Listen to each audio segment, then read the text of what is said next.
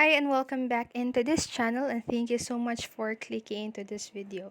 So today I am going to show you how to add a subscribe button to your YouTube Shorts. So first of all, if you're using a device that is different than mine, don't worry because the process is still the same. So let's get on it.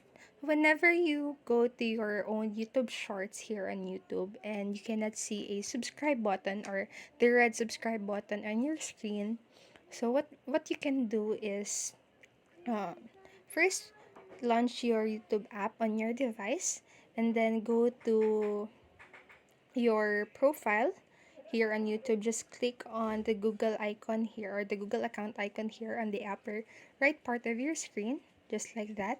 And then we are going to turn on the incognito mode. So in your device, you can go to your own YouTube Shorts, but here I'm just going to click on a random shorts on here on YouTube, just like that. So I'm going to click on a random shorts, and as you can see, there's a subscribe button on my screen. So that is how you can add a subscribe button to your YouTube Shorts. So I hope this video helped you, and if it did, please make sure to like the video, subscribe to the channel, and turn on notification bell button so you won't miss a video. Thank you so much for watching and have a great rest of the day. Bye-bye.